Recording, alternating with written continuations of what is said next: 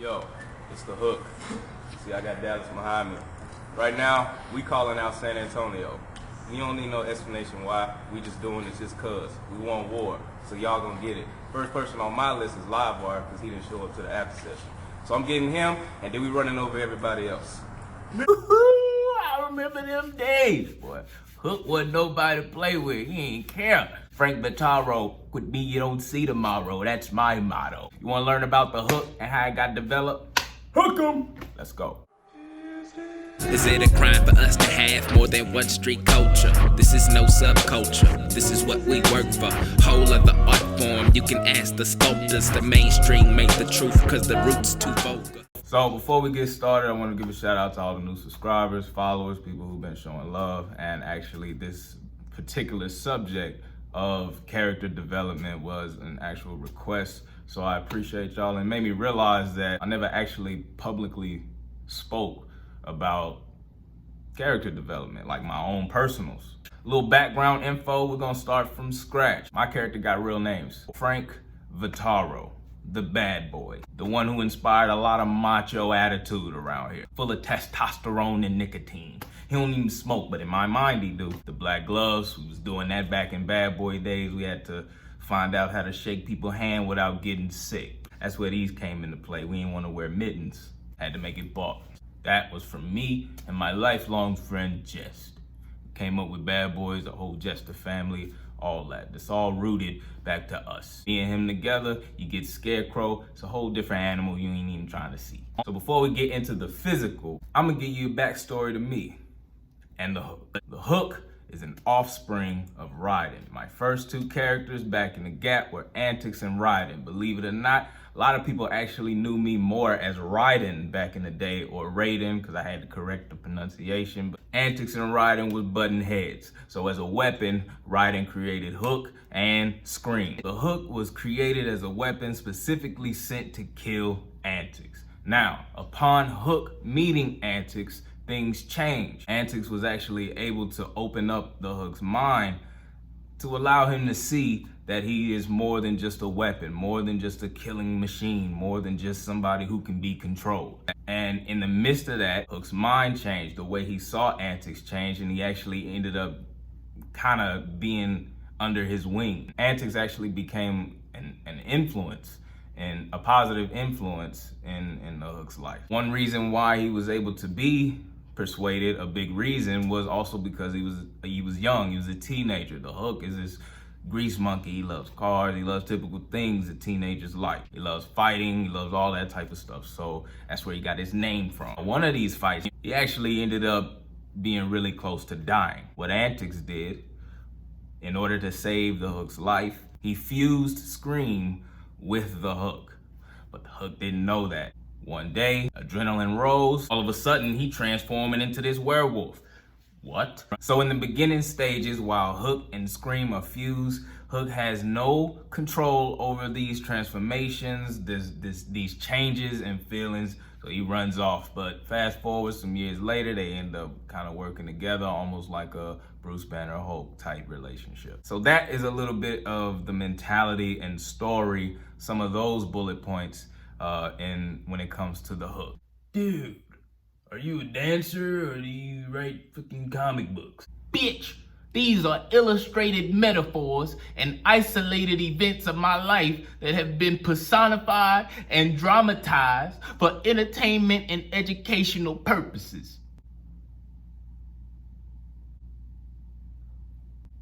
So you write comics. Now that we got a little backstory out the way, we're gonna go into the actual behavior traits of the Hook, or Frank Vitaro. Very short fuse. He snaps quick. There is zero patience. Very aggressive and overly dramatic. Now getting into the actual physical part and translating this into KRUMP, the Hook posture is very low. You'll see him in the buck zone. In this style, I replace jabs with hooks. I do a lot of head snaps, a lot of hits. I dance bigger, like power with finesse. I'm taunting a lot. Every movement is based on trash talk. I literally get mad at everything, every situation. If a hat drop or if somebody got on something I don't like, I'll pick a situation out of anything and just be petty and blow it up. That's what fuels me. I got favorite phrases like, bitch, what you wanna do? This is all in the early development stages. This is how it was all developed. The hook now is a gentleman, man of substance and dignity. We have the Vitaro family, Guido Falcone. It's a whole Southern KRUMP cartel now. Now, in the development stages, I didn't try to nitpick and have every detail laid out and then go into the battlefield. You gotta leave room for your character to develop mannerisms and see how that character reacts in different situations, in real-time situations. That's real growth. Now, things to think about when you're developing a character. Number one, stay away from existing characters. Dude, weren't you dressing up as Batman for a while? Bitch, I was trolling. And aren't you like one of 8 Jokers in KRUMP? I almost forgot this was a video and beat your post-productive ass. Number two, make it buck. Dishing off too far into your own mind and your own land and your own way, you're gonna be doing a lot more face making than actual dancing, I guarantee you. Learn how to put these mannerisms in different body parts. I used to teach character workshops, and I would tell them, pick a phrase, pick a sentence, pick something, say something that this particular character would say. So they would say it out loud, and I would say, now say it just with your chest. Say that just with your shoulders. Say it just with your hands. So not only are you saying what you want to say or this character wants to say, you're also still dancing and putting it into motion. And 3, make it real. These movements, these phrases, these gestures, they have to really come from things that you feel. Because if you don't believe it, nobody else will. I kind of bullet pointed this part of the segue, but I think I want to take each of those points and make its own separate videos, because we could talk about character and its different functions in KRUMP and the situations.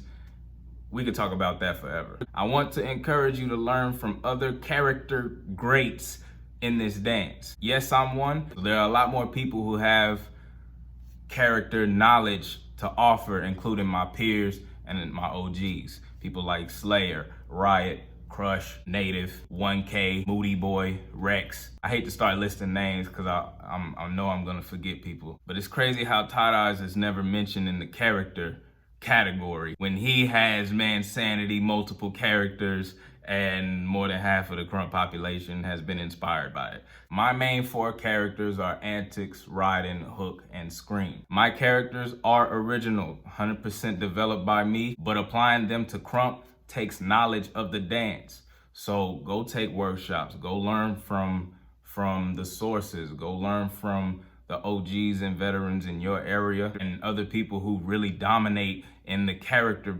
category in KRUMP, and learn from their experiences. If you found this video helpful, or if you need clarification on any particular part of this topic, let me know in the comments. I'll also be making videos on the other characters and backstories of them, and how the whole 7 styles of danger became a thing. Make sure you hit that subscribe button, because I have a lot more content coming, because after I explain how I develop my characters, I'm gonna spread to giving tips in a more general sense when it comes to character work and KRUMP.